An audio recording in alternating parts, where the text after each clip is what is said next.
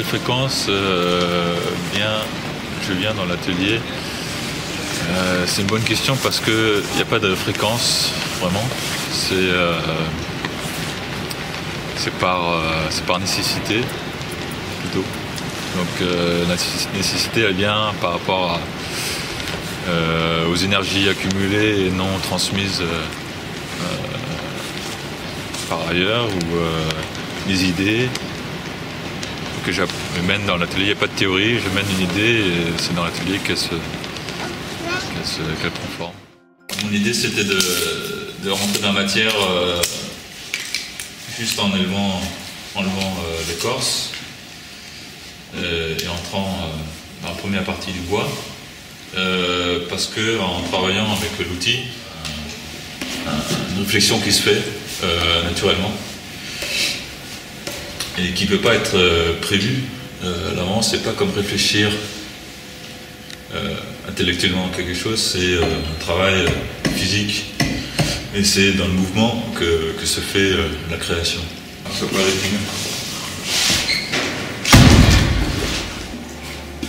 bois ici, il commence à travailler par la suite. Je l'ai terminé et il a commencé à faire des failles. Ça fait partie du processus naturel du bois.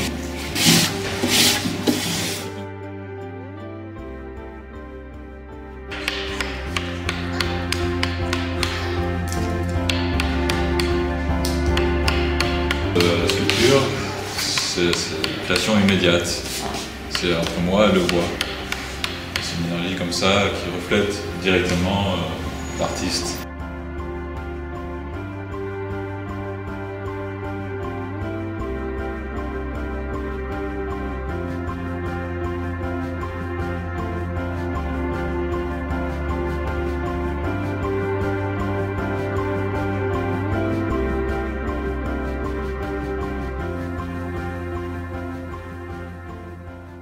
L'éducation n'est pas polytechnique, elle est artistique. C'est l'école d'architecture au Danemark, à Copenhague, qui est très focalisée sur la création artistique de l'espace. C'est-à-dire que c'est comment on réfléchit l'espace.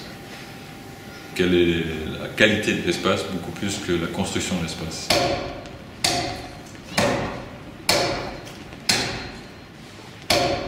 C'est important pour moi de garder la sculpture comme un accès et une connaissance de la matière pour l'appliquer ensuite dans l'architecture, dans des projets de bois, de construction de bois.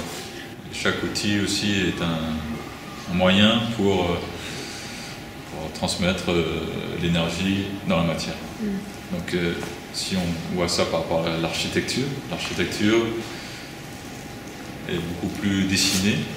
Mais la connaissance de la matière fait qu'on va intégrer tel ou tel détail dans la construction. Je pense que les Danois, dans leur architecture nordique, parce que c'est nordique plus que et scandinave plus que spécialement danois ou norvégien ou suédois, ils savent mettre une ligne pragmatique qui est très vraie par rapport à la nature des éléments, des matières. C'est ce qu'on voit, on aime dans les projets d'aujourd'hui, la matière en surface, c'est la peau des bâtiments, c'est une espèce de netteté envers la matière. Une réflexion qui se fait naturellement et qui ne peut pas être prévue à l'avance. C'est pas comme réfléchir intellectuellement quelque chose, c'est un travail physique et c'est dans le mouvement que se fait la création.